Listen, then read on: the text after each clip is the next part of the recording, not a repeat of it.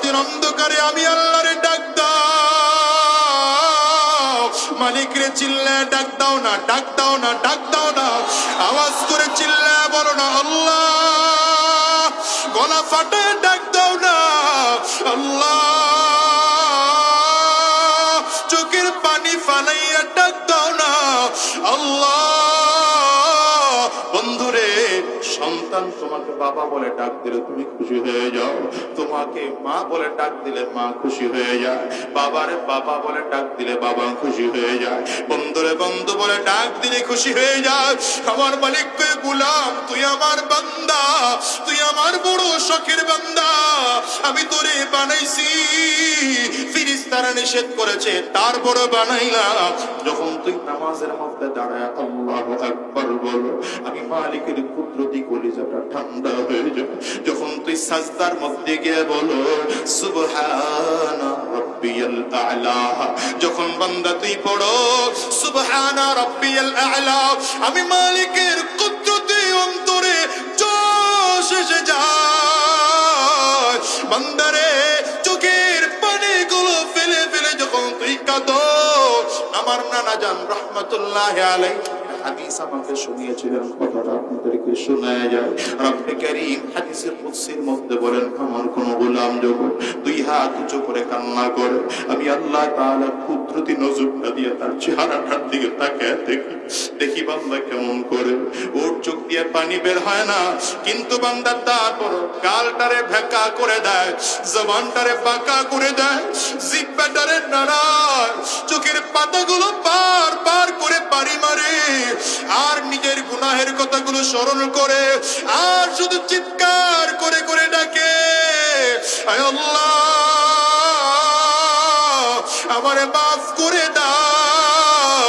রব্বে কারীম হাদিসে কুদসির মধ্যে বলেন, নবীজি বর্ণনা করেন, এমন করতে করতে যখন বান্দা চোখ দিয়ে আস্তে আস্তে করে পানি বের হয়, চোখ দিয়ে আস্তে আস্তে করে পানি বের হয়, আমি আল্লাহ তাআলা কুদরতি নজরটা দিয়ে বান্দার দিকে তাকায় থাকি, বান্দার চোখ দিয়ে পানি পড়ে পড়ে পড়ে পড়ে কাল বেবে বান্দার পানিগুলো পড়ে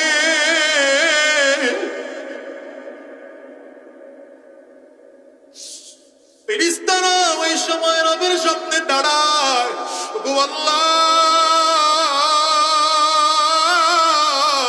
তোমার কি মায়া লাগে না, তোমার কি মায়া হয় না আমার বান্দাদের দিকে তাকায় দেখো না। যদিও গুনাহ করেছে কিন্তু সে এখন চোখের পানি ফেলায় কাঁদে। আমার আল্লাহ তাআলা তখন বান্দারের সাক্ষী রেখে ফেরেশতাদের সাক্ষী রেখে বলে, ফেরেশতারা সাক্ষী থাক, আমি আল্লাহ বান্দার জিন্দেগির গুনাহগুলো মাফ করে দিলাম। ফেরেশতারা কয়, তাইলে আল্লাহ এতক্ষণ কেন তাকায় ছিলেন? তো আল্লাহ তাআলা বলেন, ফেরেশতারা জানো আমার বান্দার চোখ দিয়ে যখন পানিগুলো পড়ে, আমি আল্লাহ পাক বান্দার চোখের পানি দেখলে বড় মায়া লাগে, মায়ার নজর দিয়ে বান্দার চোখের দিকে তাকায় থাকি। ওরে গোলাম, যদি চোখে পানি না আসে কান্নার ভান ধরবা। নবী হাদিসের মধ্যে বলেন, ইবকু ইবকু ফাইল্লাম তাবকু ফাতাবকু, নবী বলেন কান্না না আসলে জোর করে কান্নার চেষ্টা করবা, গালটারে বাঁকা করে দিবা, জবানটারে বাঁকা করে দিবা, চোখটারে বাড়ি দিবা, নিজের গুনাহের কথা স্মরণ করে মালিক রে রাতের অন্ধকারে দাঁড়াও, যায় নামাজটা বিছাইয়া মালিক রে ডাক দাও, আল্লাহ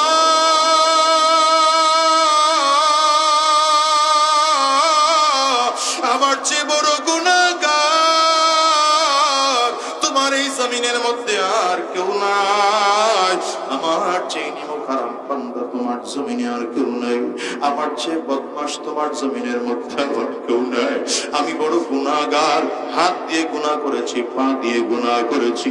এরপরে মালিকের কাছে বলো, আল্লাহ বাবা তো সন্তানরে ফিরে দিলে, অন্য দরবার আছে, মা সন্তানরে ফিরে দিলে আরো তো দরবার আছে, ভিক্ষুকরাও যদি কেউ দরবার থেকে তাড়া দেয় আরো তো দরবার আছে, কিন্তু তুমি এমন একজন আল্লাহ তোমার দরবার থেকে যদি কাউরে ফিরে দাও আর তো কোনো দরবার নাই। এমন করে যদি মালিকের কাছে কান্না করতে পারো, আমার মালিক দেখবা বান্দারে মাফ না করে পারেন না। ও বাজান রে, তোমার আমার কাছে গুনাহ করতে করতে করতে করতে কলবটা এত শক্ত হয়ে গেল, এখন ক্ষমা চাওয়ার মতো পরিস্থিতি তোমার আমার নাই। গুনাহের কথা স্মরণ করে দেখো, চোখ দিয়ে পানিও বের হয় না। দেখো তো কত নামাজ তোমার আমার জীবনে ছুটলো, নামাজের জন্য চোখ দিয়ে পানিও বের হয় না। অথচ সাহাবায়ে কেরামের তাকবীরে উলা ছুটে গেলে চোখের পানি ফেলে কান্না করতে। দেখো তো কত বেগানা নারীর দিকে তাকাইলাম, চোখ দিয়ে পানিও তোমার আমার বের হয় না। কত সুদের কারবারের সাথে জড়িত ছিলাম, ঘুষের কারবারের সাথে জড়িত ছিলাম, হারাম কাজের মধ্যে লিপ্ত ছিলাম, এরপরেও দেখো তোমার আমার চোখ দিয়ে মোটর পানি বের হয় না। এই জন্য বলি সাবধান, দিলটারে শক্ত বানায় কবরে যাওয়া যাবে না, দিলটা নরম বানাও। হাক্কানি উলামায়ে কেরাম পাইলে হাত বাড়া দাও আর তার কাছে বলো, আল্লাহর কাছে আমার ব্যাপারে ক্ষমা চাও। রাতের অন্ধকারে দাঁড়ায় যাও, মালিকের কাছে কান্না করো। আল্লাহর কাছে যদি কান্নার মতো কাঁদতে পারো, আমার মালিক বড় দয়াবান, বান্দার গুনাহ মাফ করে দিবে। কেন বলি বাজান জানো, দুনিয়ায় কয়দিন থাকবো বলো? আজ আসি আগামী কালকে থাকবো এমন কোনো গ্যারান্টি নেই। আমি তো প্রায় বলি আজকের এই ময়দানটার মোনাজাত শেষ করে বাসায় যাবো এমন গ্যারান্টি নেই বাজান, আছে নাকি? চিল্লায় জোরে বলো। আজকের ময়দানটার দিকেও যদি তাকাও, কত মানুষ যেন আছে মা নাই, কত মানুষ যেন আছে বাবা নাই, কত মানুষ যেন আছে জোরের ভাই নাই, কত মানুষ যেন আছে জোরের বোন নাই।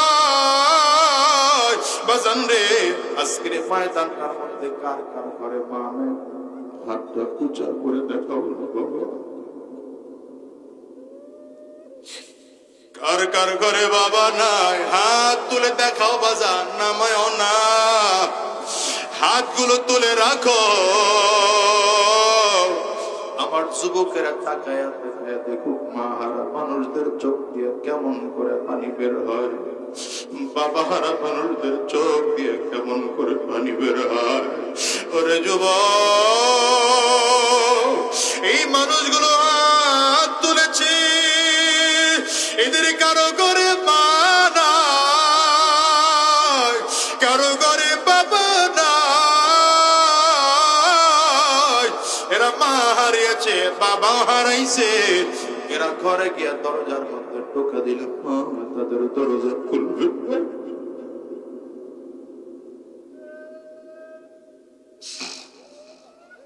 আমি তো প্রায় বলি বাজার, আমি জাতীয় বাসায় গিয়া দরজার মধ্যে টোকা দিলাম, আমার মা দরজা খুলে না। দেখো না এই মানুষগুলোর চেহারার দিকে তাকায়, কারো চক্ষু দুইটা লাল, কারো চোখ দিয়ে বে পানিগুলো পড়ে, কারো চোখের কোটায় পানি। এই মজলিসে এমন মানুষও খুঁজতে পাওয়া যাবে, হাতগুলো নামা, এমন মানুষ খুঁজতে পাওয়া যাবে যাদের সন্তান জমিন থেকে বিদায়। ও বাবা, কোন দুনিয়ার জন্য পাগল হয়ে গেল বলো? আজরাইল তো পেছনে ঘুর ঘুর ঘুর ঘুর ঘুর ঘুর করে ঘুরে। যেদিন আমার মালিকের আদেশ হয়ে যাবে, আজরাইল ভয়ঙ্কর স্বরূপ নিয়ে দাঁড়ায় যাবে। গুনাহগারের সামনে যখন আজরাইল দাঁড়াবে, গুনাহগার তাকায় দেখবে পা দুইটা জমিনে, মাথা সাত আসমানের উপরে, এক হাত পৃথিবীর পূর্ব প্রান্তে, আরেক হাত পৃথিবীর পশ্চিম প্রান্তে। আজরাইল আলাইহিস সালাতু ওয়াস সালামের চক্ষু দুইটা উহুদ পাহাড়ের চেয়ে বড় দেখা যায়। আজরাইল আলাইহিস সালাতু ওয়াস সালামের প্রত্যেকটা পশমের গোড়া থেকে মনে হয় যেন আগুনের ফুলকি বের হয়। আজরাইল আলাইহিস সালাতু ওয়াস সালামের ভয়ঙ্কর চেহারা দেখা শরীরের 360টা মুকামের মধ্যে রূহটা দৌড়ায়। আজরাইল আলাইহিস সালাতু ওয়াস সালাম গুনাহগারের রূহটার মধ্যে এত জোরে থাপা মারবে, কলিজার রগগুলো টাস টাস টাস টাস করে ছিঁড়ে যাবে। দুনিয়ার বাহাদুরি তোমার থাকবে না। হাসরের ময়দানে যখন দাঁড়াইবা, ওই কবরের মধ্যেও যখন যাইবা, দেখো তো লাশ বানাইয়া, 3টা কাপড়ের প্যাকেট বানাইয়া, মাথায় একটা বান, পায়ে আরেক বান, কোমরে আরেকটা বান লাগাইয়া ওই কবরের দেশে নিয়ে রওনা হয়। কবরের মধ্যে যখন রাখে, কবর বারবার করে ডাকতে, আনা বাইতুল জুলমা, আনা বাইতুল ওয়াহদা, আনা বাইতুত তুরাব। কবর বলে আমি বড় একাকির ঘর, আমি অন্ধকার ঘর, আমি পোকামাকড়ের ঘর, আমি মাটির ঘর। আমার কাছে সাথী নাই, পাতি নাই, কোনো কিছুই নাই।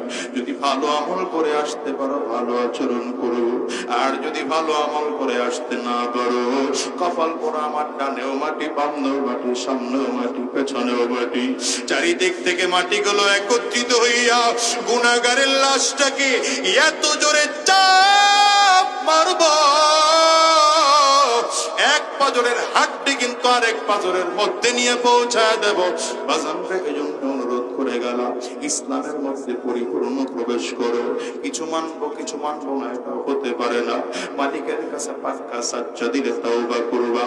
বিশেষ করে আজকের আখিরি বয়ানে মুনাজাতের মধ্যে পাক্কা সাচ্চা দিলে তওবা করবা, আর বলবা আল্লাহ আর হারাম রাস্তায় কদম বাড়াবো না, শয়তানি রাস্তায় কদম বাড়াবো না, গুনাহের পথে চলবো না, হারাম রাস্তায় চলবো না, সুদের কারবার করবো না, ঘুষের কারবার করবো না। কারা কারা ওয়াদা করতে তৈয়ার, দুই হাত উঁচা করে আল্লাহরে দেখা, চিৎকার করে জোরে ডাকো আল্লাহ। জবান খুলে আরো জোরে ডাকো না আল্লাহ। চোখের পানি ফালা ডাকো আল্লাহ। চোখে পানি না আসলে কান্নার বান ধরে ডাকো, ডানে আর বামে তাকাও, দেখো না কার চোখে পানি। ওই মানুষটার দিকে তাকিয়ে নিজের নিজে ধিক্কার মারো, আর গুনাহের কথা স্মরণ করে মালিকরে ডাকো, আল্লাহ ওয়াদা করলাম আর হারাম রাস্তায় চলবো না, শয়তানি রাস্তায় চলবো না, গুনাহের পথে চলবো না। যতদিন আল্লাহর এই জমিনে থাকবো, দ্বীনের পথে চলবো, আল্লাহ তুমি কবুল করে নাও, কবুল করে নাও। চিল্লা বলো